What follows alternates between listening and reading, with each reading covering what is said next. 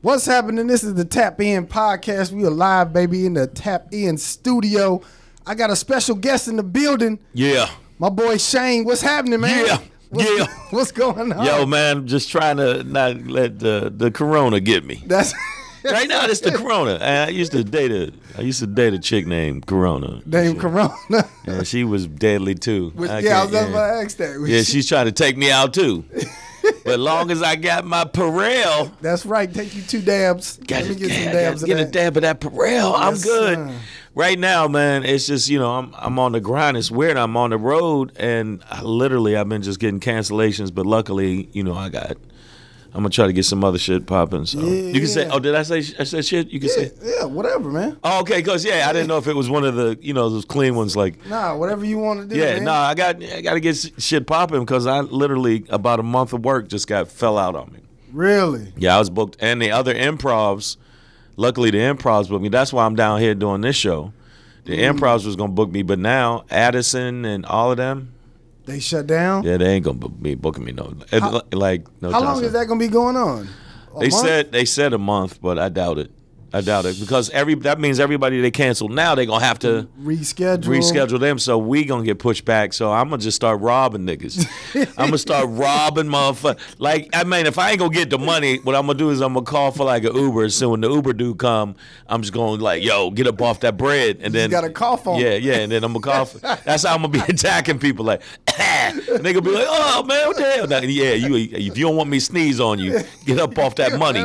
Yeah, so I ain't that type of dude. I'll go back to the old me. I'm like, I'll start robbing niggas. I don't know if y'all know, light-skinned niggas used to rob too. I don't know why they back in the Christopher Williams. Yeah, because I had to make up for his bitch ass. Because Christopher Williams just let his hand get stabbed, didn't do nothing.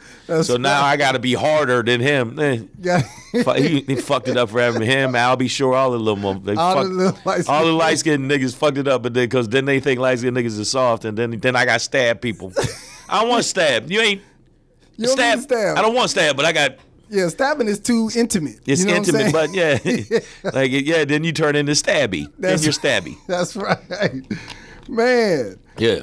So I know, I was having my speaking of this corona thing, I was having a discussion with my wife about this toilet paper craze. Like, why is everybody going after the toilet paper? What is it about the toilet paper? There's something very important about if you get quarantined, you need your ass clean. And it's very important to have clean ass if you're going to be trapped. Because if you don't have clean ass, it's worse than just getting the corona, apparently. Really? Yeah, if you have stanky, crusty ass. You know what I think it is? Is women do the most of the grocery shopping, and so that's most important to them. Right. Is the toilet paper. Right. So the men what the fuck we need toilet paper for? I'll use a washcloth. Me too. I'll use a washcloth. I'll use a sponge. I'm straight from the toilet straight to the shower. Yeah. If I ain't got no toilet paper, shower the toilet. Yep. How is that? But you said your wife said that's nasty. That ain't nasty. She said it's nasty. She was like, because you supposed to wipe no matter what. No matter if you about to get right off the toilet into the shower, you supposed to wipe before. Wow. I'm like, for what? Nah, I'm gonna be like, I will wash the shit off me, or I'll use the shower curtain. Literally. Yeah, I will use the shower curtain. Shower curtain, you can wipe on the shower curtain. Is that nasty? Yeah, that's nasty. I think, all right, okay, that's nasty. I think that's all right. You said he drew a line. He said, "Look, that's nasty." Yeah, that's all right, man. I was with you until you said the shower curtain. You can't be wiping your ass on the shower curtain, or just walk out and use the curtain. And then change your curtain out. That's too expensive. I'd rather just use the water. I'd rather just pay the water bill. I think water bill. Okay, yeah, you might be right. Yeah, I'm not the brightest. I ain't that smart of a man. I'm going to keep it real. I'm kind of dumb. That's why I reverted back to just robbing. Robbing. Yeah. Okay. Nah, man. I've been on the grind. Yo, all the people that check this show out, make sure you check me on the gram at Comedian Shang and follow me on my new website, which now I've had all these hits, and now I'm not going to have as many hits. I don't know. Maybe if people trapped in the house, they might go to the site. Right. So it's IAMSHANG. I am Shang. You got to start recycling all your old stuff that you put online. Yeah. People, they ain't got nothing to do. Yeah. They just in the house. They tired of the kids. Just recycle all your stuff. Yeah, I'm going to do it on YouTube. I'm just going to be killing it on there. Yeah.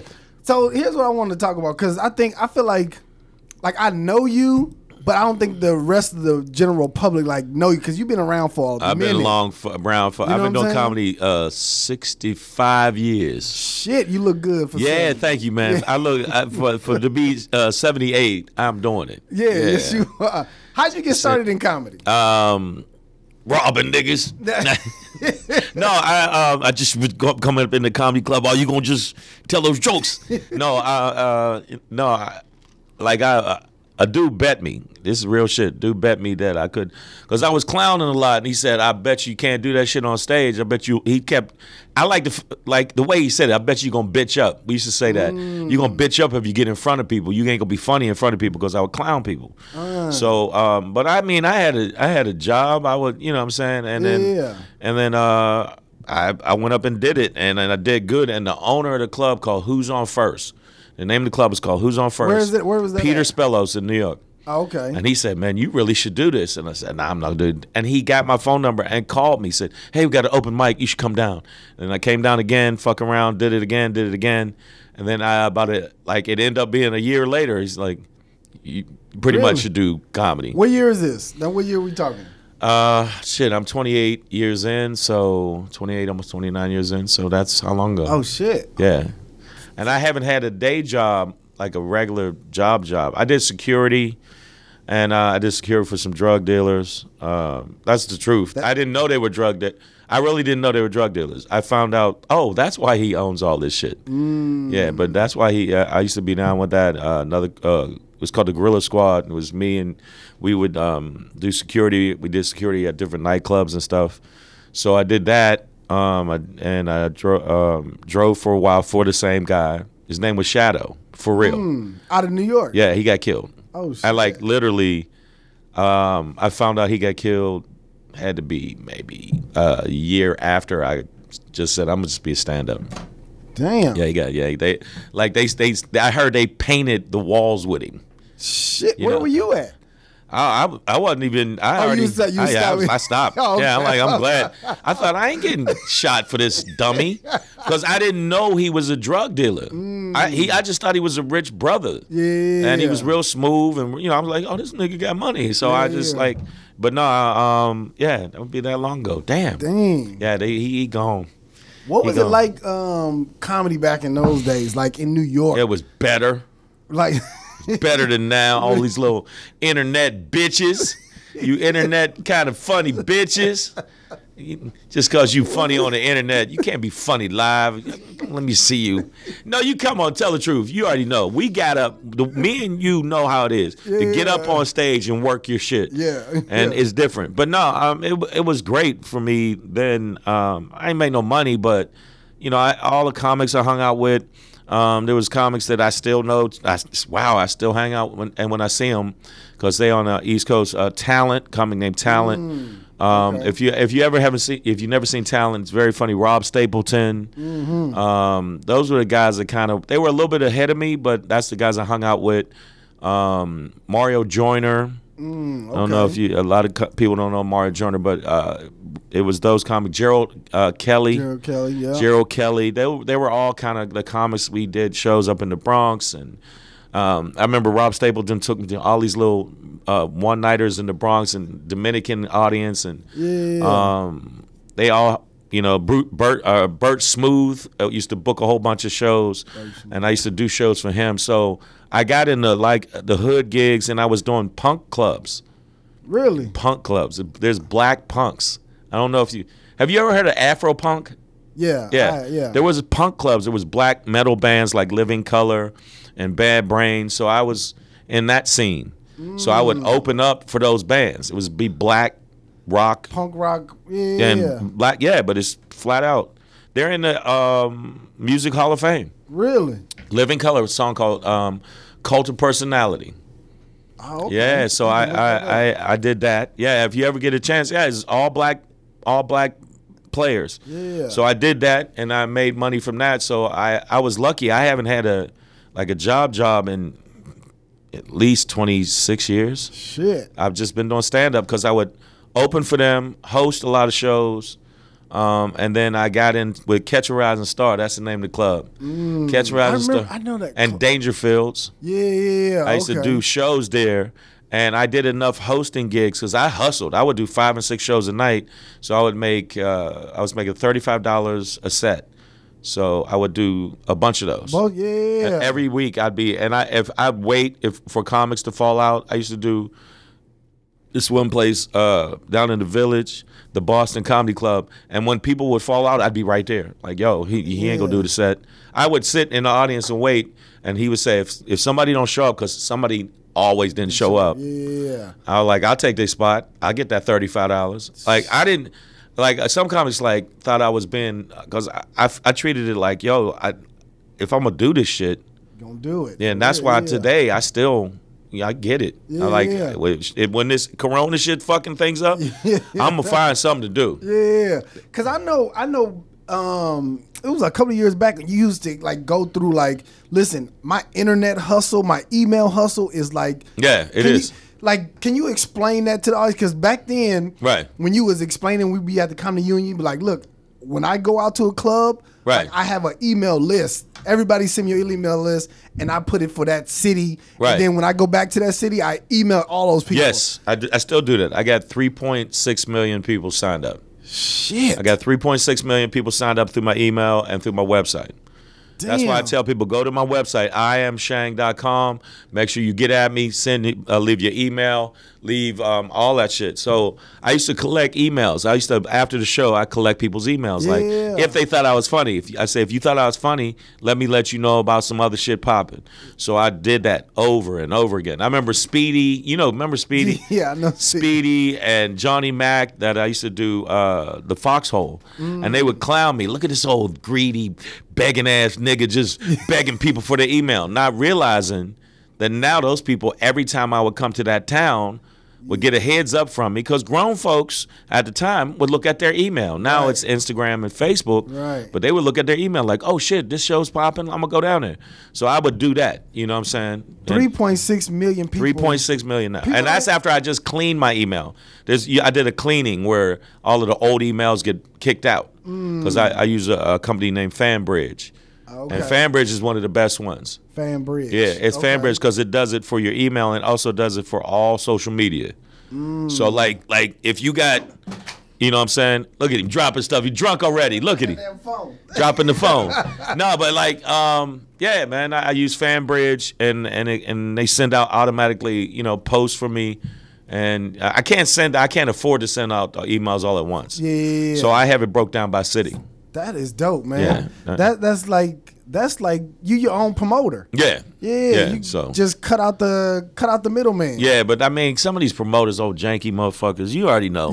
You didn't did gigs where you like they want to pay you in like, yo, man, I can give you a sandwich. Yeah, come to my cousin's house, man. Like, I don't want to go to your cousin. Well, I got to meet you at your cousin. Yeah. I'm over there right now. Yeah. Why you leave the club? Well, I mean, I had to go. Yeah. Dang. So that 3.6 million emails, and how do you organize that shit? Like do you put them in the email where it's like, okay, Seattle or Washington? You have to do it. There's no app that can separate them. So I do it manually. You need to like come I hired somebody for a while, and they helped me get caught up big time. You need to come up with something like, because even though I do look at my Instagram, like emails, like I check my email every day. I just off habit, and most of the people who are coming to shows, they still check their email. They still check their grown folks. Yeah. Younger audience, I go after like my Instagram. Like my Instagram's growing now. I'm at about I'm at 51,000. Okay. Which is still good. Yeah. And then my Facebook is at about almost 97,000. Okay, shit. But that's because I took my email and sent a blast and said, "Hey, follow me on Facebook." Okay. And because I had 250,000 on MySpace. Remember MySpace? Yeah. You too young for MySpace. You too young for y'all know I used to kill it on MySpace. Yeah. I used to stay up all night sometimes and just add people. Really? And then I would send some funny message to them, copy paste. Because if I didn't know them. If there's people I know, I sat there and typed it. Right. And what I would do is I'd watch movies because I couldn't sleep at night at all. I'm not as much now. I was an insomniac. So I would sit there all night, watch movies, and have my laptop and just type to people, hey, what's up? You were at one of my shows. I know you don't know me. Follow me on here. Right. And I did it, and I would do it every night. And people that I didn't know, I would do a cut and paste. Like, I would hey, you should really check out my page. This is why. Send them a link from Comic View. If you don't know who I am, check this link out from Comic View. And then that's how I did it. And people would follow me. People were like, oh, cool. The dude hit me up directly. That's dope. Then when I come do a show, they'd be like, oh, nigga, you sent me a message. Yeah. Who are you? It's like, man, it's Cleavon. Yeah. Who the fuck is Cleavon? The fact your name is Cleavon, you old slave. Kind of old slave ass name, Cleavon. And so I'm telling the truth, nigga named Cleavon. And now he comes to my shows. When I go to Chicago, he'll bring 50 people. Shit. He'll get all his people because I say anybody that's on my list gets comped. But they got to be on my list, or I get 2-for-1s or stuff like that. I let the club know, if you wanted more people tonight, let me do this. Yeah. And then clubs will be like, well, it's still a 2-drink minimum. I said, I got you. Yeah. So that's why I've been doing it. And how does that change like your deal with the club, like, or even the promoter? Be like, just book me. I'll get my own people in there. I'll make sure it's packed. I'll make sure. Yeah. No, I mean, I've been lucky.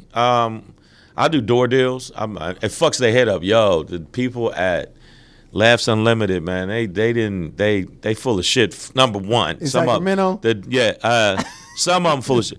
Like, I walked out with like 7 racks. They fucked their head up because I wasn't going to do a blast. I'm like, nah, you ain't going to try to help me promote. Fuck you. I ain't, like, whatever come. And then when they said, well, we'll give you a door, and they fucked up and gave me like a 80% door deal. Thinking he was going, yeah. And then I sent out a blast, and it was a wrap.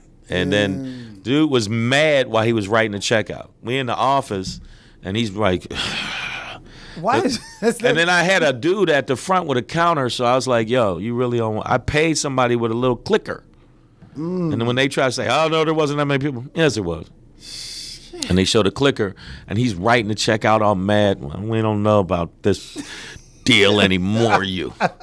I hate smart niggers.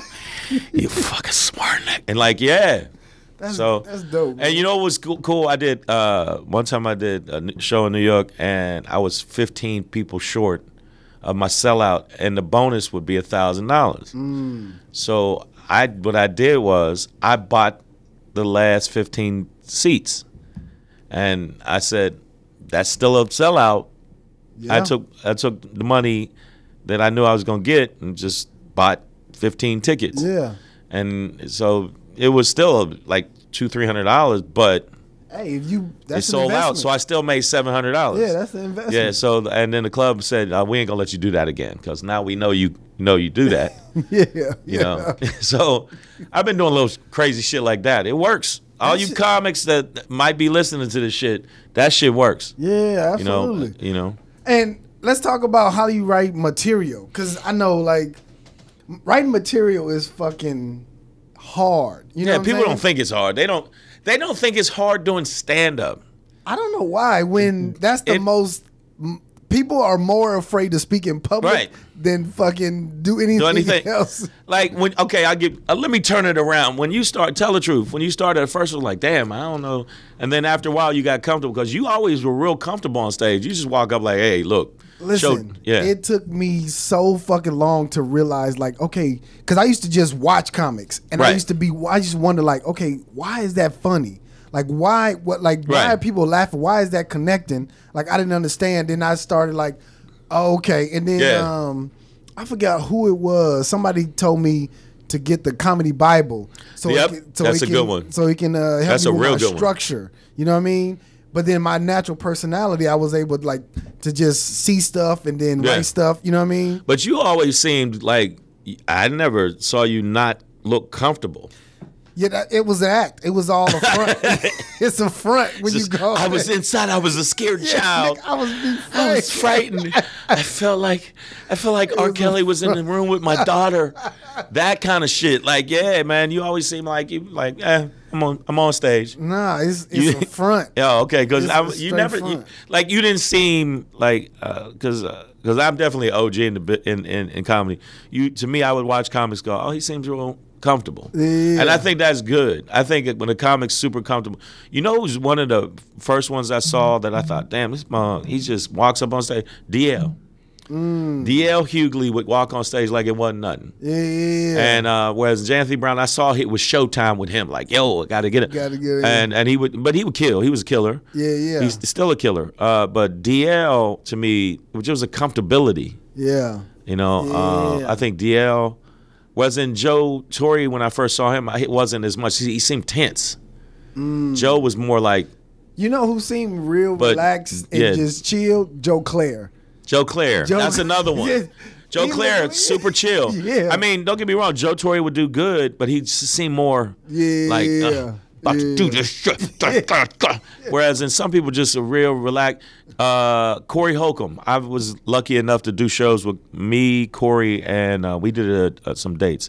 And Tony Roberts. Tony. And so all three of us, and I would watch, like Corey, we would switch. Like I closed. And then Tony, you know, like switch. Yeah. But when Corey closed, Corey is just super walk on stage and just talk shit. Yeah, just I like you know who else I like?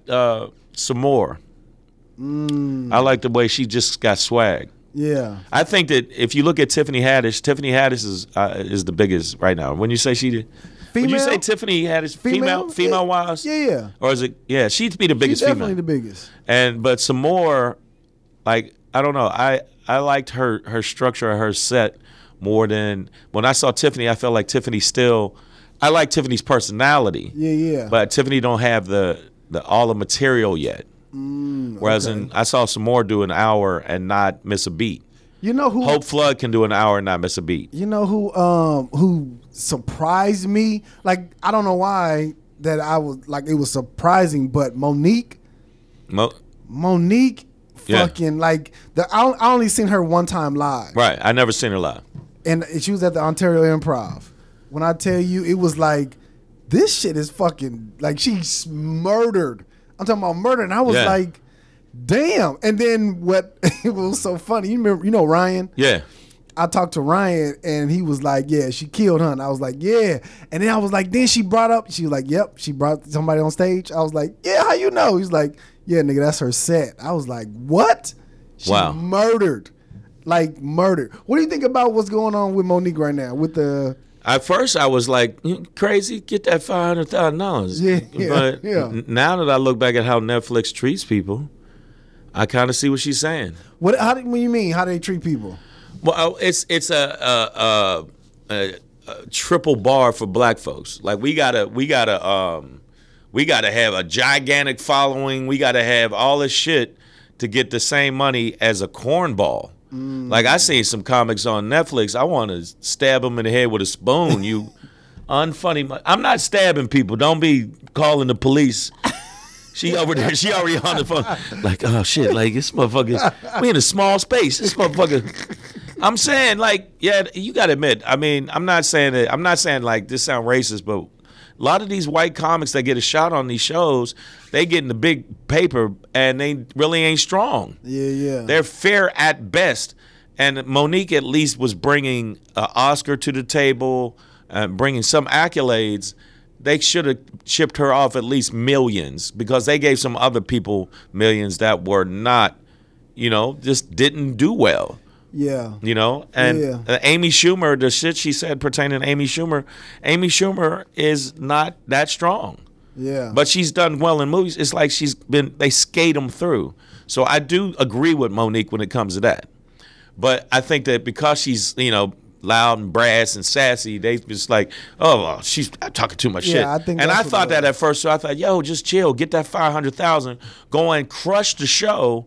Then next time go, I need $15 million. Yeah. So I'm one of those people. Like, if right now I've been trying, I did a special. But that's the fucked up thing about why she got to still prove herself.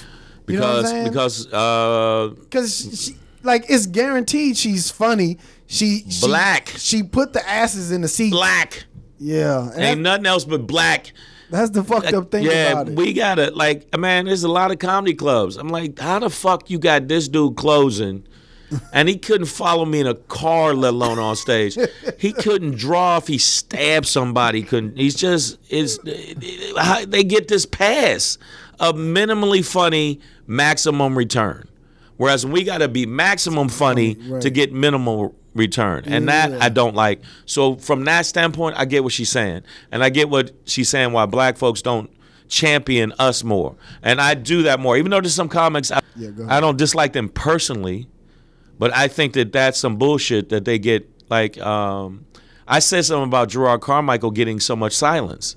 I said, no, that's not the objective of comedy. You're supposed to get uproarious laughter. Right. And if you got a real skilled, like your delivery or whatever, you still got to get big laughs. You still got to get applause and laughs. Right. You can't have 10 minutes of silence. You can't have 15 minutes of silence.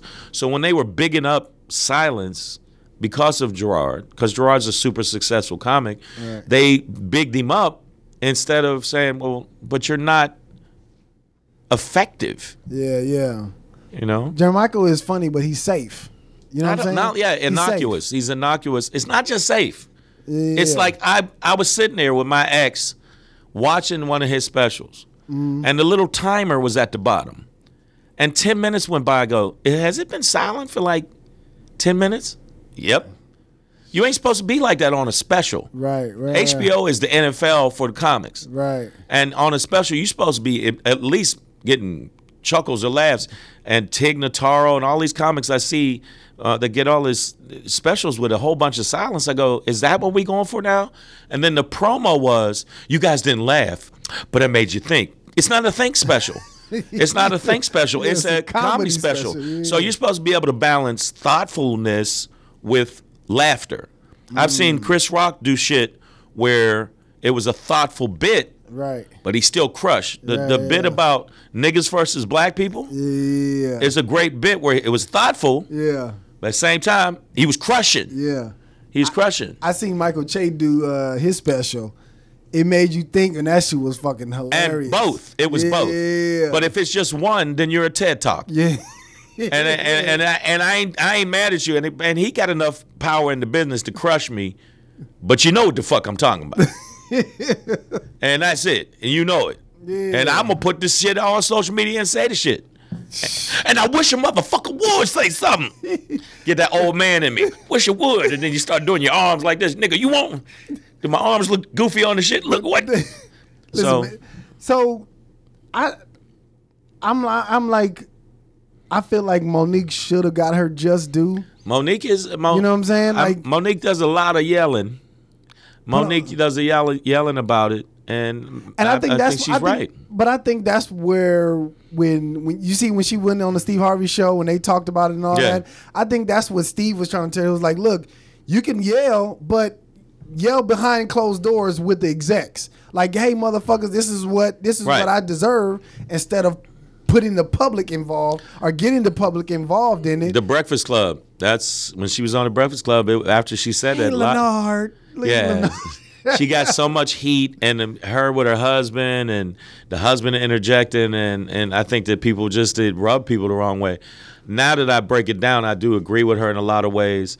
I know my career. I know I'm way, and see, this sound cocky, but it ain't cocky. I'm way stronger than some of the white comics I've seen on Netflix. People, I think black people as a whole is just funnier. I think that's just in our DNA. Over white comics. From slavery, from all of the stuff we deal with, we got to turn it into funny. Absolutely. If you look at the top comics, let's be real, and this ain't racist. Whatever camera, I ain't being racist. It's kinda. Tell the truth. It is what it is. Eddie Murphy. Tell the truth. Eddie Murphy. Monster. Funny. Yeah. Monster. So here's what I'm gonna do. I'm gonna try Chris Rock. I'm gonna try to play devil's advocate. For every black comic you name, I'm gonna name a white one and see. Wow. All right. Well, let's go. I don't know that many white ones though. Okay. Oh shit. Okay, but no, real. Bernie Mac. Monster. He was a monster. Dice Clay. Okay, that's equal. Yeah. That's equal. Okay, that's a good one. Eddie Murphy. Nobody. Jerry Seinfeld. Nope. Not even close.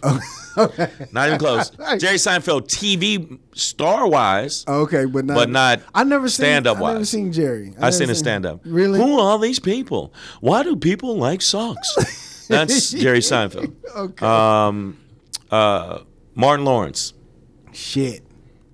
Ain't nobody fucking with Martin. Martin's up there. Yeah, ain't nobody Let's be real. Yeah, Martin Lawrence. The young Martin. Young Martin. Young Martin. Think about it. Yeah. I like Wanda Sykes. Wanda Sykes' last special, she murdered. Every special Wanda does, she murders. Lisa Lampanelli. Not even close.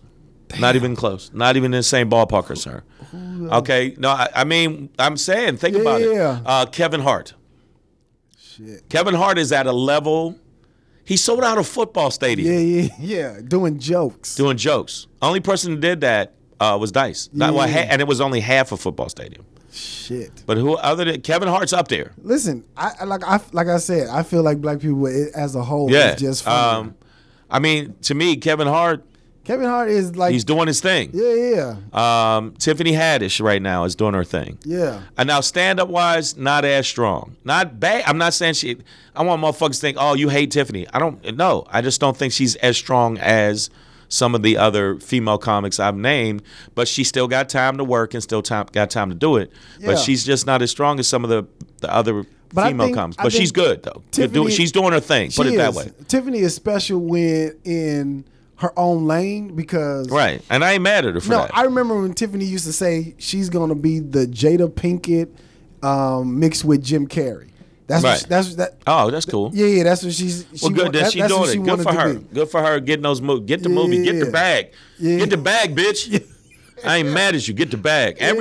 Anybody out to get the bag. I'm just saying, like, you name people. I said Martin Lawrence. You went. Because I don't like. Think about when Martin was like. You so crazy. Was stand up wise. Yeah. Hosting Def Jam. I think that out of all the hosts, even because they had the Def Jam All Stars, Martin was top.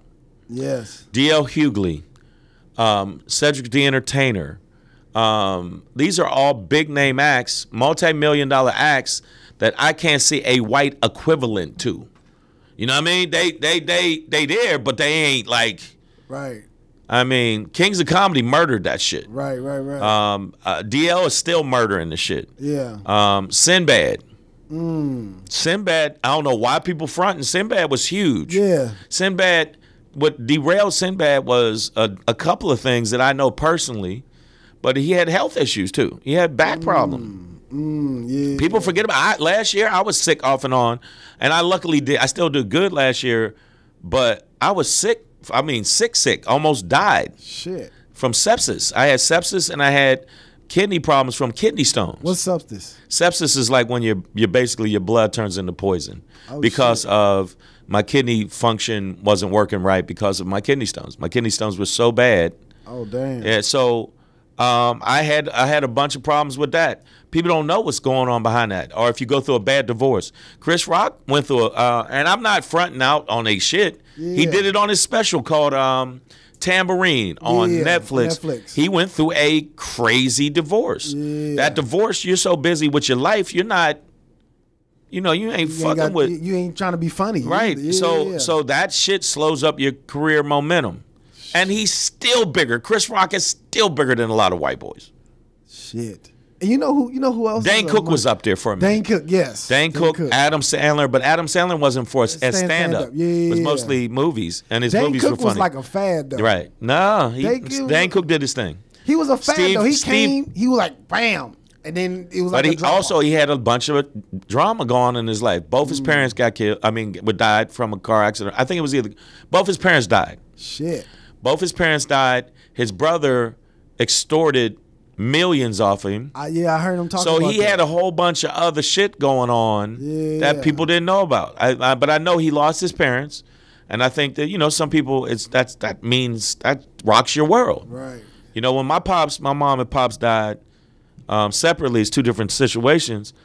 It didn't really rock my world because the way I am. Yeah. It didn't rock. It didn't throw me off. Yeah. But some people it throws the whole thing. Friend of mine, comedian Ruben Paul, he lost his parents, really? and I was surprised he still could even get out there. Yeah, there's comics I know that when they lose their parent, it kind of fucks their. Does that make sense? What I'm saying? Yeah, absolutely. Yeah. So, like for me, I mean, like I could have. I don't mean with death. I'm real like.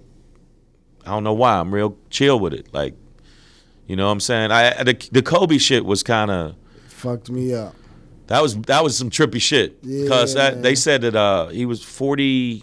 What was Kobe? Kobe had to be about 40. He was young. He was young. 44 something like that. He was young. 43. I think he was younger than that. Nah, cause I'm 40. So, and I think. But I know Kobe was, and his daughter. 42. He was young. Yeah. And he was such a superstar, but it put things in perspective, but I didn't get rocked by it. I didn't like what that comic Ari Shaffir did. I thought that was fucked up. And one of my really good friends in comedy, Godfrey. I've known Godfrey for over at least 20 years. Shit. And Godfrey went off on him. Yeah. And I made a couple videos, and they got thousands of hits. But yeah, man, I thought that was fucked up what he did. Yo. Did you see? You saw it? I seen that shit, man. That shit was that was some corny shit, man. Man, like you need to get these hands, motherfucker. All his shit was getting canceled. All that shit was he was feeling the corona way. He got the corona before the corona. Exactly. Yeah. That's fucked up, man. I mean, I was like, why would you even do that? Like that shit wasn't even funny. That shit wasn't even. I didn't get that humor. I didn't get it. I didn't see but he's never been funny. Ari's never been funny. I don't understand how Comedy Central give him specials. That's what I'm saying. It's not me hating white people. Some people say that if I say I love black people, how is that me saying I hate white people? Right. Whereas when white people say they love white people, it's because they hate black people. There's a lot of them. It's like, well, I want to subjugate you down. Yeah. So in the comedy business, they don't want you to even say that. Like, if I want you to succeed, it doesn't mean I don't want another. Because white people you're already in a position of power. You're winning. Right. So what's wrong with me wanting this person to win? I hope this podcast and vodcast, this is a vodcast. Yeah. Right? I hope it blows up beyond. I hope you get enough money where you can hire midgets to hand you shit off the ground because you don't feel like bending down. Hey, nigga, get that for me. Pick my phone up. Pick my phone up. All right, I got you, boss. I want that for you. So it's like people think I'm like that's why I have to clarify. It's not racist. It's just I understand we are behind the 8 ball. Yeah. We see how they treat us compared. I know I have to be triple funny to get a regular booking at a headline club. Where they can be moderate at best and don't even hustle like I hustle to get asses in seats. Yeah. You know, I just did a thing for the show I'm doing down here. I was like, well, I know a lot of people are scared. Let me give some passes out. Yeah. Because right now, people kind of, afraid to come outside and or even to go to shows. They said that I know the NBA got canceled. Right. But all the sports leagues, all of them, MLB, NFL, soccer, all of them got canceled. I didn't know that. Yeah, all of them are canceled. Yep. Wow, for at least 30 days. That's crazy. That's billions. Yeah. And then I know comedy tour. I mean, a couple comedy tours got canceled. Yeah. And then music tours, like that big music festivals. Yeah. Those are all canceled. Damn. So. I mean, luckily I stacked some money, and hopefully I'll stay afloat. And then as soon as I stop staying afloat, be like, "Hey man, ain't you the comic from HBO?" Yeah, nigga, put the money in the bag. The fuck you doing? Just put the money in the bag. Stab you, stabby, stabby, stab. So let me ask you this: in Shane's world, your next move career-wise, what would it look like to you? My next move is obviously I want to get that Netflix show. I shot a special in front of 5,000 people, and 6 cameras. The shit looks phenomenal, and it's not me being again. When you state a fact, it doesn't mean that you're a narcissist. Yeah. It's not bragging. That's the next thing I want to get a Netflix joint, man. I want to get a Netflix special, and I know. I'm not worried about the performance aspect, but hopefully people embrace it. Because even the stuff I put online, people have embraced. Yeah. And I mean, I sold Even my albums, I sold 35,000 copies of my first album, Shangri, without any push. No, so. And then the record label made most of the money on that one. But then the second one I did on my own because I was like, fuck it, I want to own my own shit. So I just did it myself. I did it at Caroline's, and that one only sold 18,000.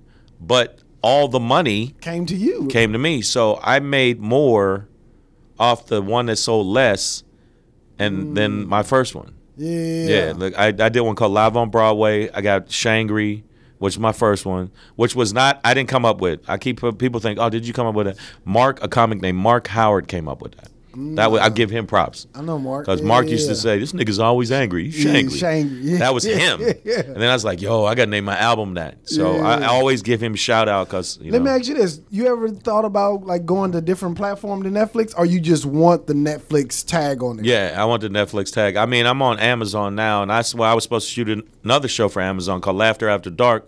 That got moved. Everything's getting moved for me now. So I want the Netflix moniker. Yeah, and I also want to do Colbert.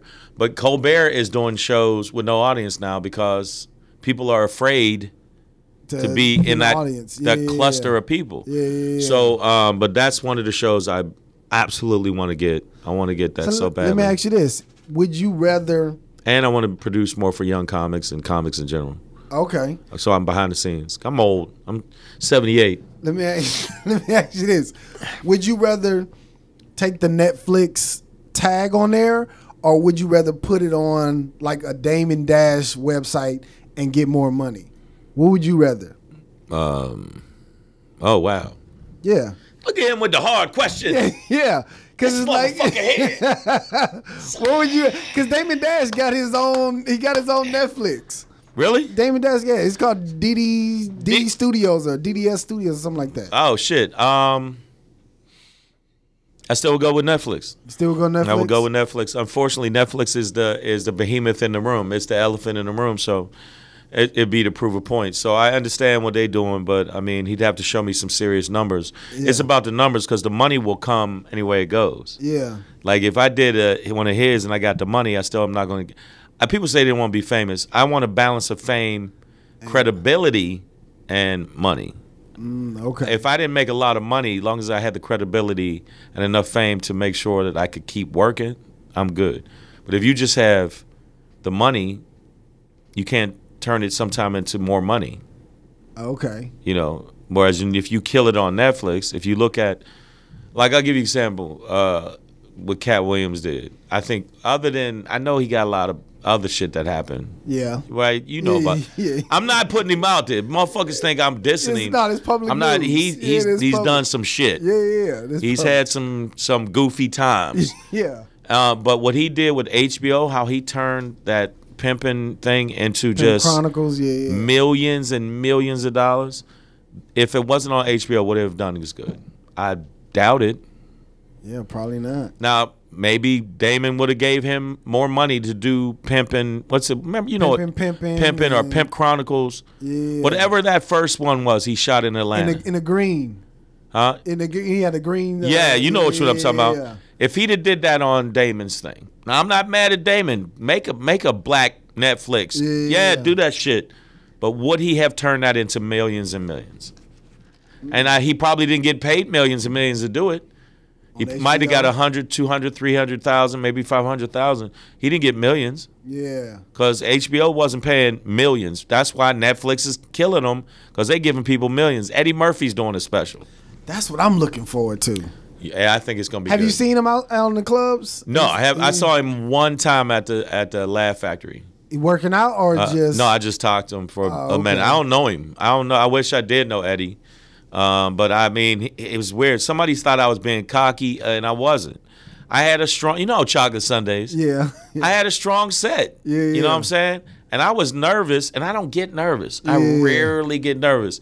I was nervous because they just had killer after killer before me, and I just eclipsed them that night because I think my nerves made me even focus in more, and I was strong as shit that night. So I come upstairs, and it fucks my head up because I've seen Eddie Murphy before, and I've talked to him at the Comedy Store briefly once. Yeah. And he walked past me and he said, "Hey, what's up, man? How'd your set go?" Because he didn't see my set.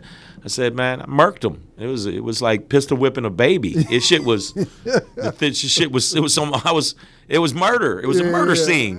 I think the cops should come right now and arrest me because I murdered." And so he said, "Good," and he gave me a little fist bump. And I was more freaked out that I just fist bumped with Eddie Murphy. I was more like, God damn, Eddie Murphy asked me how my set was. Yeah, and then all the comics were like, "Man, look at you, man. You better stop acting like that, acting all cocky with Eddie Murphy." I said, I wasn't being cocky with Eddie Murphy. I said what I felt, and it was evident. Yeah. When I'm in the balcony at the factory and motherfuckers is waving up at me in the balcony. This is before Eddie walked up. Yeah. So yeah. So that's why I felt that way. Yeah. And you know what I'm saying? So, and I think sometimes, and I don't get nervous, but sometimes I do need to have a killer go up before me, and it makes me focus more. Does that make sense? What I'm saying? Yeah, absolutely. Like I used to watch. You know who Doug Williams is, the football player, the quarterback? Yeah. Black quarterback, first quarterback to break all the records from in one quarter. From the Redskins, played at Grambling State. Yeah. Yes. I think about him because how much they said he couldn't do this, he couldn't do that. Black quarterback couldn't do that in the Super Bowl, and he did. Yeah. So it makes me. I actually think about that and go, they told him couldn't do it. Or I think about black athletes, the first ones. I watched this movie, 42. Oh, the Jackie Robinson story. Jackie Robinson story. I don't know if you've seen it. Nah, I haven't. Man, I haven't seen it. He went through so much shit. And he still showed how good he was in front of all these racist white people spiking him and sliding into him and all this other stuff. And he still showed how good he was in the face of that. And that's how that's the only thing that keeps me going comedy-wise. Because I think about instances of the first black person to do. Yeah. You know, the first black person to do this, the first black. And I'd go, yo, it makes me inspired. I don't know. That's corny. Motherfucker said it was corny. Not corny. Is that corny? No, it's not corny. That ain't corny to me. It's not. But you know the crazy thing is? That ain't corny. That we in the millennium and it's still first black. You're right. Fill in the blank. That's fucked up. That's crazy. I didn't think about it that way. Yeah. That's why I'm like, I feel like we've so far removed, like it should be no more first black anything. But it is. It still is. It's first black, blah, blah, blah, blah, blah. Like, and wasn't gymnasts and Tiffany wasn't Tiffany the first black female comedian to host Saturday Night Live or something like that? Yeah, I think that wasn't even a year ago. That shit is wild. And there's been so many other black comedian females that could have hosted. Yeah. But they didn't. That's what's wild to me. Like it shouldn't be any more first anything of black anything. Yeah. Yeah, that shit's wild. Yeah. You know what I see you as, Shane? I see you being like a TV dad. Like I see you on like a sitcom. I don't know. I do. I see you like I think I'm a little too aggressive. Nah. I mean, I could play it like get your ass in the kitchen. I could do that. Yeah, but like they said the same thing about Bernie Mac. Like Bernie Mac was. They did put him through the ringer though, first, and he was a big name act. But finally, I think they let him do him. Yes, they'd have to let me do me. Yes, and I think it will resonate. Like, you could be like kind of off the wall, kind of dad. You know what I mean? Well, I'm writing a show now where it shows like the kind of the dark side of custody, the dark side of all of it, but it'd be funny too. Yeah. When you're dealing with that kind of thing where you're back and forth with kids and stuff, because that's my real life. I had a situation like that made things kind of dark for me, but I want to turn it into something funny. So that kind of dad and rooted in that kind of reality would work for me. Because I looked at, even though he's, pulling his dick out and jacking off in front of people, Louis C.K. Oh, I was saying, no, what? Who the fuck did that? No, Louis C.K. No, that's what they. It wasn't. It was because he was pulling his dick out in front of people. Louis C.K. is funny to me. Louis C.K.'s show was different, and it wasn't always super funny, but there was parts of it I thought were grounded in some reality. But and I'm not gonna be pulling my dick out and masturbating. Now I'm not mad at. I mean, if that's what you do. I mean, if that's what. No. Yeah, you good. You don't need to do that. Like, you're like, I don't need to do that. I really don't. If a woman don't want me to pull my dick out, I'm not gonna pull my dick out. Yeah. I ain't gonna be like, if you were sitting there and I said, hey, you sure? And I just did it. Wouldn't you be like, fuck you doing? Yeah, fuck you doing? We all would. We all would. Even if you was like, what the fuck you pulling your dick out for? But here's the thing. I think you need to be coupled with maybe a white dude. Yeah. To just soften it a little bit. You know what I'm saying? Well, that's what. Yeah. I think that'll be. I wrote a couple. I wrote one called Black Ivy about a black professor. He's a black professor that's in a white, higher learning institution, but he's still like he's hood, but at the same time he knows his shit. Yeah. But he's hood. Yeah. And then I saw a lot of those movies. The reason I wrote it is I saw all these movies with white teachers that they made real smart, and like they never show there's brilliant black teachers. There's brilliant men. There's no equivalent if you look at Cornel West and you look at some of the stuff that they say. I can't keep naming people that are just brilliant. Yeah. But you never see them that side of them. So I was thinking, I wonder what these brilliant black men, their regular life type shit they deal with. Right. So I've been thinking from that aspect, and because I'm in the Writers Guild, I write and stuff. I've written for people, but right now comedy, man, like other than now with the Corona shit, comedy was paying my bills. I don't know what the fuck I'm gonna do. Hey, I might be stripping at old folks' homes, but then again, you can't be at old folks' homes because they get sick and die. They get sick. They the ones who getting the corona. They getting the corona. They said it's young people. It's not funny, but it's fucked up that we doing. It's young people and it's old people. Yeah, they said older people. I wish they had clarified on old, like how. What is old? Yeah, what age?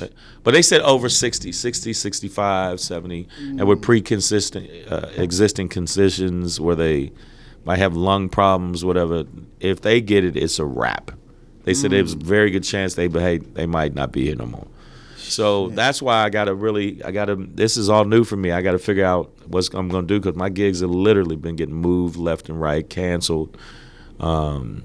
Canceled, canceled because you can't get more than 250. Right. I think it's 250. Yeah, I know in Texas they said it's I've been hearing 250. I've been hearing 500. Like, and then nothing above that. Yeah, nothing above that. Wow. You can't at all. Like it's the CDC has put out no more than either. I don't know if it's 250 in some states and 500 in other LA states. is 50. God. Mayor Garcetti said, "Look, nothing over 50." Where can you go in LA with no more than 50? Exactly. You can't go to the beach. That's what they said that like Times Square is a ghost town. The dude I rode over here with the dude from Lyft, he said that they shutting down ride share, so there's no taxis, no Uber, no Lyft, because they want to kind of catch it now. But the president, our fuckstick president, this orange stupid cunt, I swear, like if I saw him in real life and I was in a room by myself with him, I would want to beat him up. I want to beat him up. I know he's an older man. I just want to just sock him up. And I've never felt that way. Like there's people I look at, I mean, oh, he need to be punched in their fucking head. Yeah. Every time I see him, I just I want to punch him in his fucking head. You ain't gonna say, look at my African American. Yeah. You ain't gonna say that to me. I just would knock you the fuck out. I gotta stop thinking violent thoughts. You got to, man. I'm too old for that shit. You got to. But I be thinking like you don't never see somebody that look at them go, they need knocked the fuck out. Oh, I do. Like, and in some black, I don't want to do it with black folks as much. But when I heard the Jesse Smollett shit and he did that, I was like, I just want to knock you the fuck out. And I just want to punch you in your fucking head. When R. Kelly, I saw him on that interview with Gail. I just was like, man, somebody just knock him the fuck out, shut him the fuck up. And because he just makes it bad for, because then they lump us in. Right. But that interview was fucking horrible. Yeah, it was. Did you see it? I did. If that was him trying to convince us, it didn't work. It didn't work. It didn't work. I think he should have just back in the cut, shut the fuck up. Dude, I'm telling you, Chris Rock is a genius. Because he says, listen, anytime anybody in the public got anything to say about anything, I'll wait 3 days. If they still talking about it after 3 days, then I'll address it then. But if they not, don't say nothing. nothing. They don't say nothing. Eric, because I'm telling you, it'll be some new news in 3 days. So it was like, fuck it. Yeah. What do you think about, I know Gail was getting a bunch of shit about her interview with Lisa Leslie. Oh, the Kobe shit. Yeah. Absolutely. She should get all that. She should get all that heat. Oprah should get all that heat. You need to get all that heat. You'll be fine, you billionaire ass. Hey, heifer. She's a billionaire ass heifer, ain't she? Why do you think she deserves it? Why do you think she deserves it? That question. All she did was ask the question. What? All she did was ask the question. It was how she pressed the question. Okay. So after Lisa said, "I answered you, bitch." Yeah. You gonna keep going? That's like me saying, so you having problems with your wife, and I say something to you, go, and then I ask you, you answer, then I go, man, so what's up with your wife, man? Yeah. And after a while, you like, man, I told you, man, we working it out. But now I'm saying, but your wife though. Yeah. And by the fourth time, it's like, nigga, I told you about my shit with my wife. Oh, okay. And that's what I felt she did. And then she got a lot of black Twitter because we vicious on black Twitter. Yes, I got it. We vicious. Venomous. Our thumbs is vicious. Yeah, we mad. We mad with the thumbs. I would say, and then Oprah. But then again, Oprah has made a history of demonizing black people doing special black men. Black men, yes. But then I want to see that same hour dedicated to Harvey Weinstein.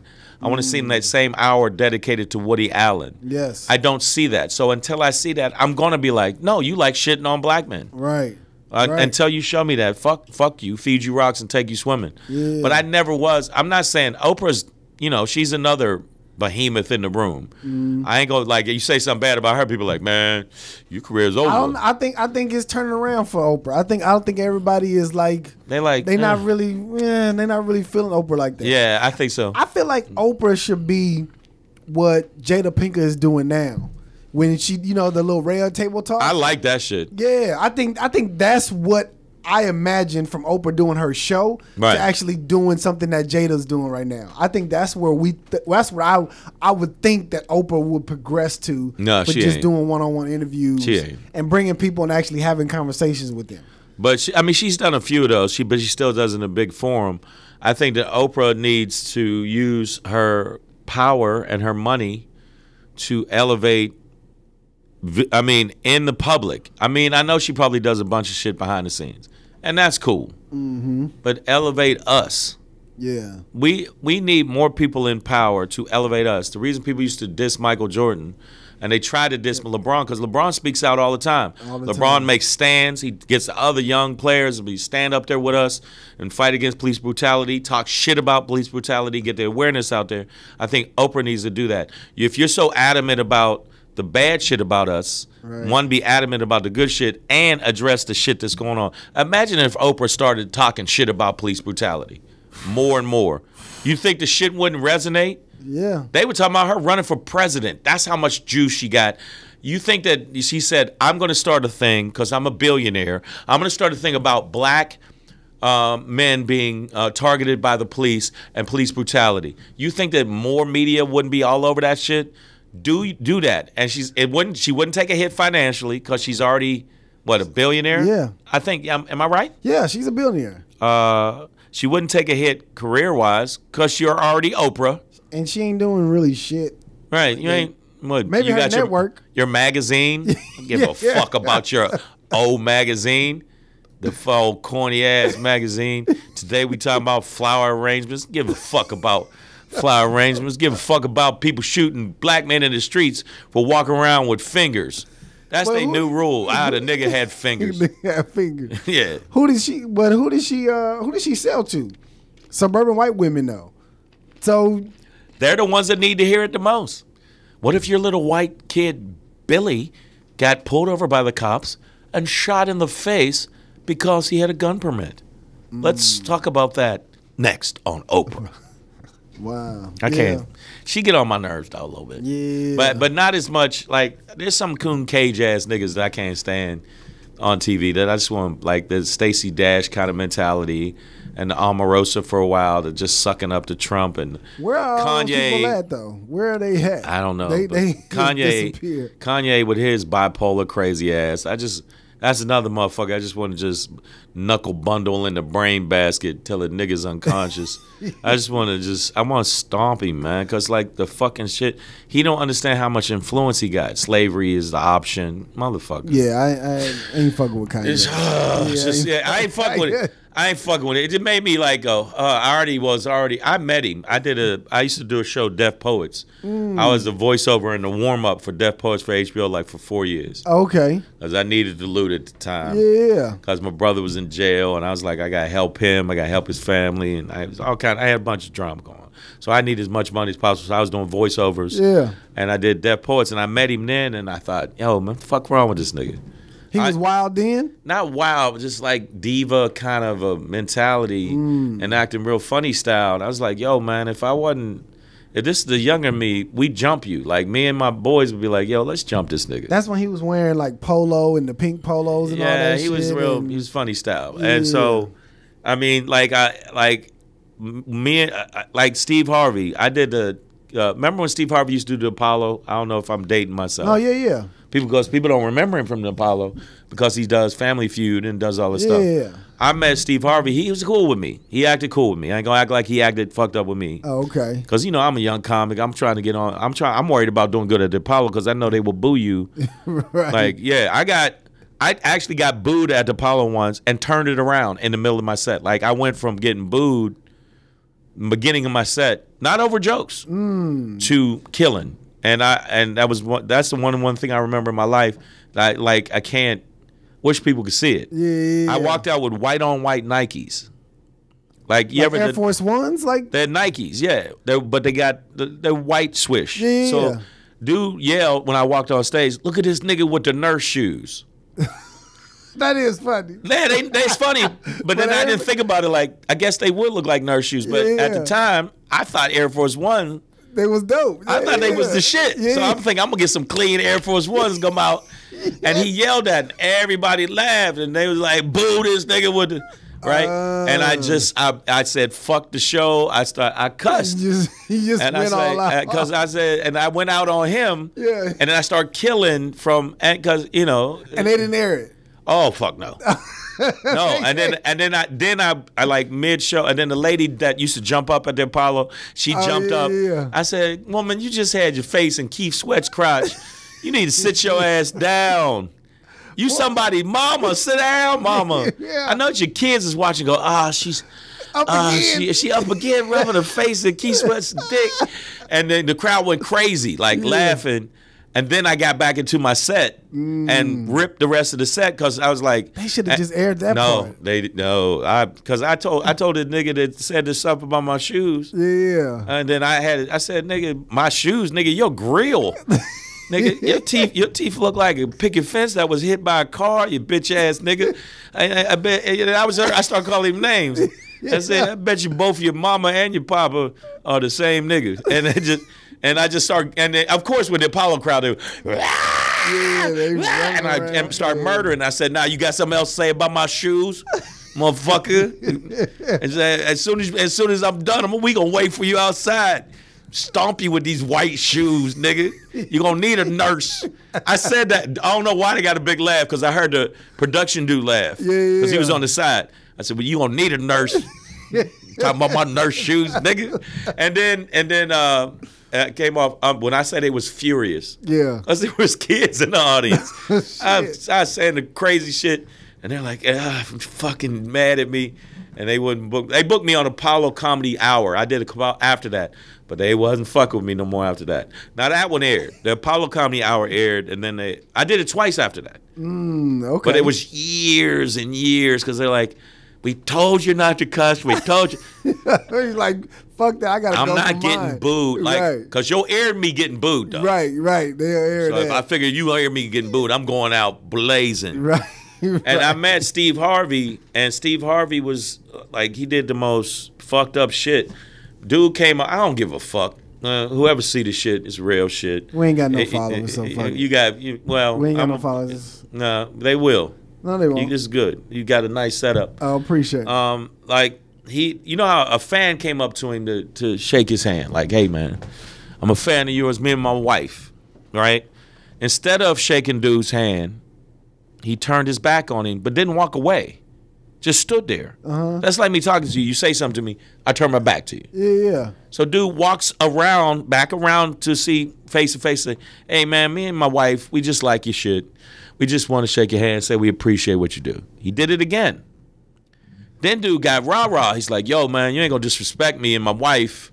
You don't do that to a dude, right? Yeah. And then Steve Harvey security, I don't know where they got this nigga. This nigga is like, look like Thanos. The big... Gigantor. That motherfucker, I think when he's not guarding Steve Harvey, he's trying to destroy half the universe. That motherfucker is... he don't look real. Yeah. I like... Nigga, like one of his lungs is a person. Like he's huge. And then he came over and checked dude. And from that day, I was like, you a bitch.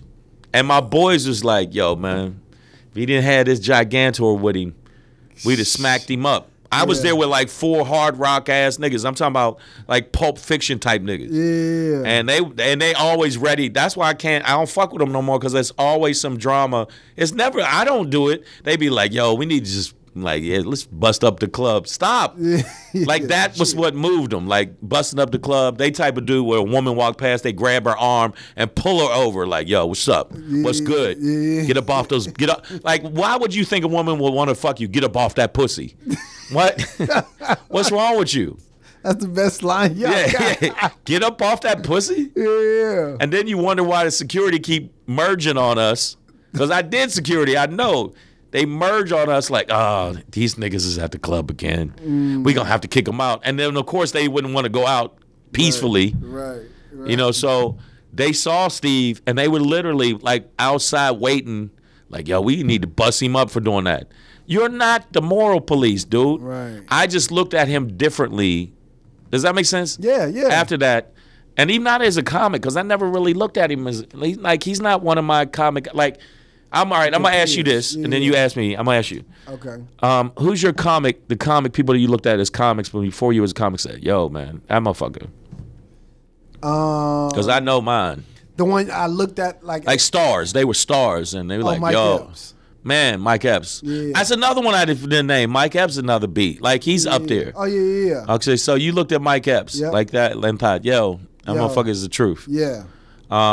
Like to me, I'm older than you, so I'm much older than you. It'd be Eddie Murphy. When I first saw, yo, man, Delirious, I thought Delirious was one of the best shit I ever seen. See, and I only seen half of Delirious. Delirious was, at the time, was just, and raw. And it was, but before even Eddie, it was Dick Gregory. I was into Dick Gregory, heavy, and I liked Paul Mooney. Okay. I mean, Mr. Mooney. Mr. Mooney. With the voice. I'm Paul motherfucking Mooney. A nigga, get my Cavassier. Like I like the fact he didn't give a fuck. There'd be white people in the audience. He would say, look at you crackers. I just thought he was the shit. And he just didn't give a fuck. And Dick Gregory was dropped just as heavy as shit and still get laughs. And then when I saw Eddie, it was like a young dude with swag. Yeah. You know, I mean, you got to be real confident to wear red leather pants. Come on, man. Tight leather pants. Yeah. No, see, people that y'all young people don't know. Go look at a video of Eddie Murphy and Raw. The nigga came out with tight leather pants on and like a leather jumpsuit. Yeah. On some Elvis shit, which I found out later he liked Elvis. Yeah. So I mean, like, I'd say him. I like Kevin Hart's grind. Yeah. We're different kind of stand-ups. Yeah. Because my shit is way more aggressive and I'm more political. Yeah. But his grind is, he's so impressed by him every time. His work ethic is, you know, Mike Epps. I like Mike Epps in interviews more than I do stand-up. Really? I like Mike Epps stand-up. I don't love it. But I don't dislike it at all. But interviews, he's just so funny to me. Yeah. And he's funny in movies. Like, he can steal a scene. Yeah. Like, on the real, I've seen him in movies where he steals scenes off of bigger stars. Yes. Like, when he'll come on, I'm like, oh, now that was funny. And that's because majority of the stuff is probably like off the cuff. Yeah, keep it. Yeah, his off the cuff shit is brilliant. JB Smoove is good at that too. I watch him on Curb Your Enthusiasm. JB Smoove's real good off the cuff. Yeah. But that's another person I thought he'd be a bigger star. He's still a huge deal, but JB Smoove is great in movies. He's great on the show. Yeah. You know, people forget there's people that's out there getting it, but Mike Epps. Who's your? I'm gonna ask, it's a 2-part question. Who's your celebrity like, yeah, I want to just hang out with that motherfucker, like, oh, I just kick it on some one-on-one, pick their brain, and who's the motherfucker you be like, I don't give a fuck what he doing, I'm not fucking with him. Or her. Damn, you made it a demon. Did you see he made it? This is the God joke, and this is the devil joke. Like, I already have. And I'm going to give you mine, too. See? I'm going to give you mine, no, we got to switch off then. No. We got to switch off. Okay. I'll do mine first. So the good one first? Yeah. I've already done. Chappelle. I've actually, I've kicked it with Chappelle, and I've known Chappelle for a long time, and I've been around him for, a sustained amount of time, and, I wouldn't say pick his brain because we talk more personally. Mm-hmm. Like when I see him, I've always wanted to ask him for help because I ain't made it. Yeah. But we have conversations like, how's your family? How you doing? Yeah. Like even another one that Joe Rogan. I do like Joe Rogan, but I've had conversations. I was surprised. The first time I got to do a show with him, we ended up talking hour and a half. Really? And like I didn't know him. We just had so much shit in common with UFC and I was talking about UFC, then we talked about comedy, then talk about he got kids and I got kids, so it was more not comedy driven. It was more like, oh, hey man, you got kids, I got kids. But I'd say it would be a tie with those two. And would they have to be alive? No, they don't have to be alive. Bernie Mac. That's a good one. I just wanted to see because he just seemed like he had his shit. He had his identity. I like the way he. I would want to. My person is Charlie Murphy. I've kicked it with Charlie Murphy. I've kicked it with him. I would want to just hear stories. Oh, he was so funny. I did the Irvine Improv, and I came down there. He did the early show. I did the late show because he wouldn't do the late shows.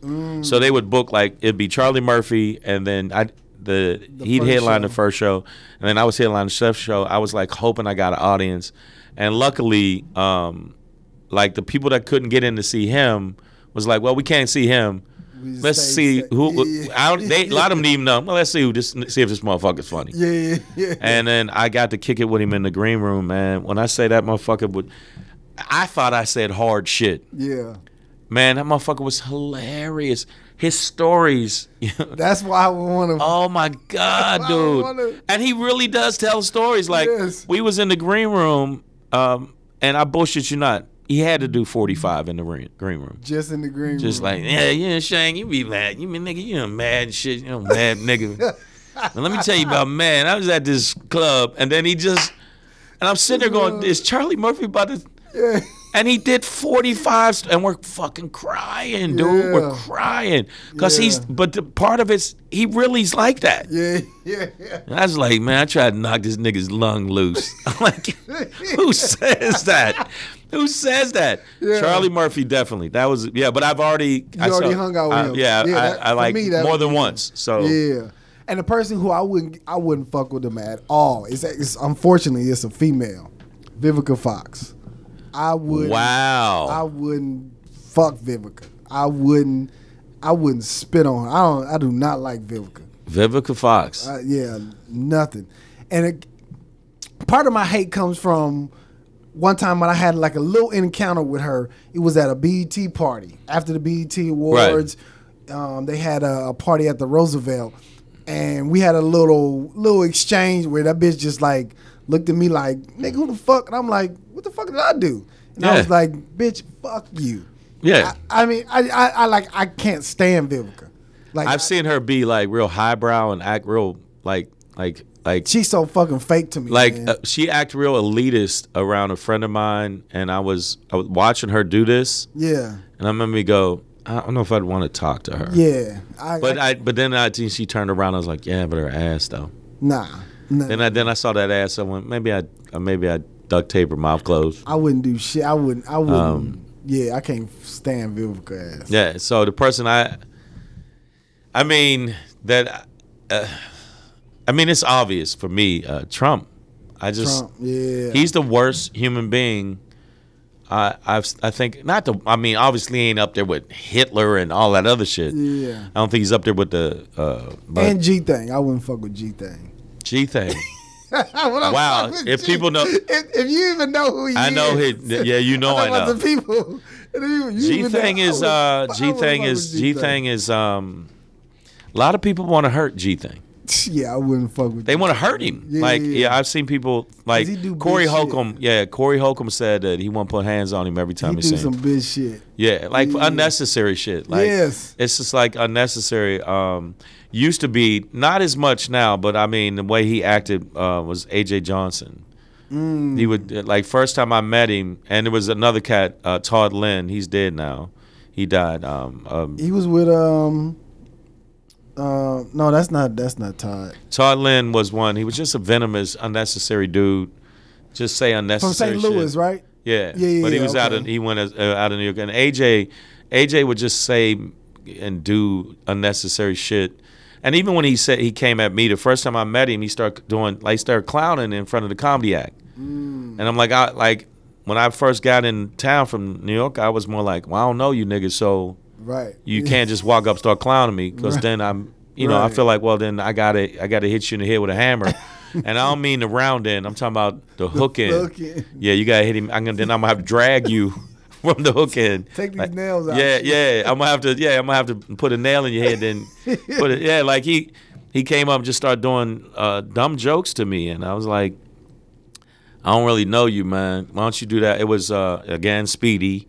It was a bunch of Pierre, a bunch of comics in the front hanging out, and sorry about that. And the motherfuckers he started clowning me, and they was laughing. I said, that's cool, yeah, man. I'm just waiting to go up.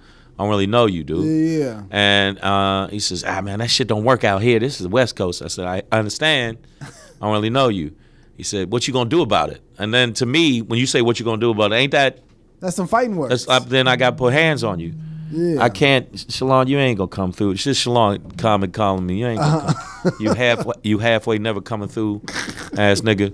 And then AJ said that. He said, man, what you gonna do about it? I said, well, I mean, I don't even really know you like that, dude. First off, you got to get it on a step stool to talk to me, okay? Because look, you's kind of a hobbit. Nigga, you's a hobbit. And then they laughed, but I wasn't trying to clown. I was being serious. Yeah. When I said to me, you's a hobbit, man. I don't punch down. Yeah. And then he said, man, I'll go to my car and get my gun. I said, what makes you think I'm going to let you walk to your car? After you told me. Just off of straight. Don't know him. Damn. I said, what makes you, like, I ain't going to drop 10 on you. I ain't going to drop 10 on you. And I'm going to let you walk to the car.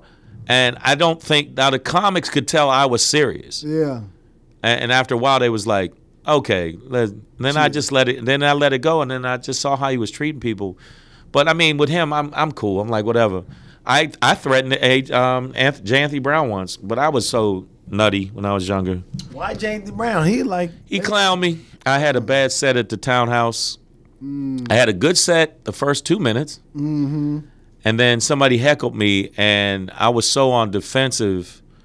When I got to the West Coast, that I went to old school, like, yo, when I was younger, I'm not, now I'm like old and fat, I'm chill. Yeah. When I was younger, I was like on one. I was like, yo, I'll fight you, nigga. And I was killing, and I went from killing to just dying, dude. I don't know if you ever said what, like I was murdering, and then it just all went away in the same set.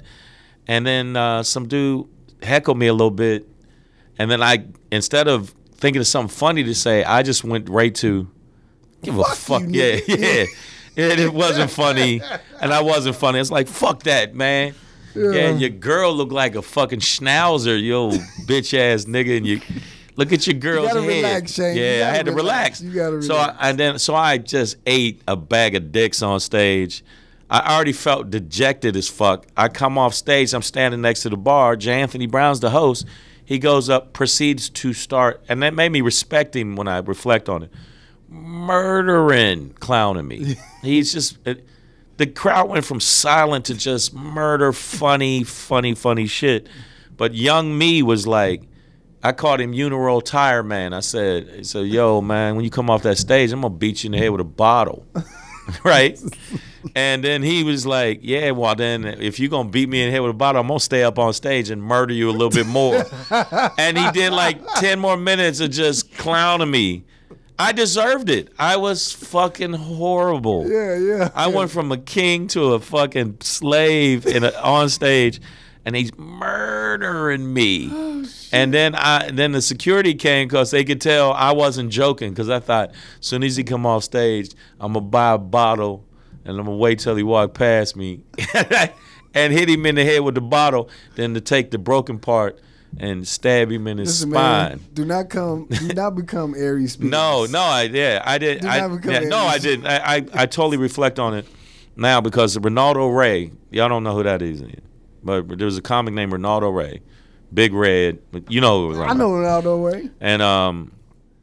And he schooled me, and after that, I never acted like that again. And then of course, security made me leave. Yeah. Because this is what's fucked up. Now that I reflect on it, I really was gonna do it. Because to me, I didn't know he was J. Anthony Brown. And to me, it was like, at the time, fat nigga talking shit. Yeah. At the time, I was like, this fat nigga talking shit. It wasn't even jokes. Yeah. But then I thought about it. He was really funny though. J. Anthony is hilarious. He was hilarious, and it was me. It was me. Yeah. And then Ronaldo Ray said, look here, nigga. And he schooled me, and then after that, I realized I'm a dummy. I'm a fucking idiot. I'm always going to like the violent thing instead of just thinking things through. And after that, I became a thoughtful human being because of Ronaldo Ray. He said, look here, nigga. I was arguing with this nigga for about an hour. Then I realized who the asshole was, and I walked away. Yeah. And I didn't get it at first. Yeah. Because he used to call me New York. And so did George Wallace. He wouldn't call me my name. He called me New York. And then I was mad, and I left and thought about it. Oh, shit, I'm the asshole. I'm the one that letting people make me like this. Yeah. But when he said it, I'm thinking, well, no, the dude you was arguing with is the asshole. Yeah. But no, you're the asshole to sit there and keep arguing with him. And I swear to God, after that, I became the most, hey, you know what? This ain't that deep. That's what's up. You know, God bless the dead. Shout out to Ronaldo Ray. Ronaldo Ray used to school me. He schooled me, and then after that, he would always drop some shit on me. I did a couple of little, independent movies with him, and he would always say, look at nigga, you calm down. Yeah. Said I'm cool as a fan. He says, yeah, that's the way to be, man. This business already can tear your soul out. And that's I was good. like, so. And that's how we gonna end that, man. We gonna end this. Yeah, on a positive note. You know what I mean? On a positive note. I still be having old school want to hit you with a bottle thoughts. But now I just go, you know what? I'm just gonna go have some. I'm gonna go eat some grapes. Yeah, so that's where I'm at now. Because grapes, how can you be mad eating grapes? Right. You gonna. Yeah. How you gonna be mad, nigga? Look, I got grapes. Grapes are the most nice, chill fruit. Yes. You ever had a grape? Yeah. Grapes is delicious. Yeah. Yeah. Yo, Shane, I appreciate you, man. This is like, I'm telling you, I hope this shit blows up. That's a cool ass name too. Yeah. I hope the shit blows up. I hope you get as many followers. I will push the fuck out of it on all my social media and all my on Instagram, Facebook, everything. Appreciate it. Yeah. Leave your website again, man. Yo, go to the website iamshang.com. IAMSHANG, because people think it's Shane. It's Shang with a G. And then my Instagram is comedian Shang. So y'all check me out. I got some good shit coming up. If the corona shit don't destroy all of it, I got some good shit coming up. That's what's up, man. Yep. Appreciate you for coming in. No doubt. Once again, this has been the Tap In Podcast. Holla.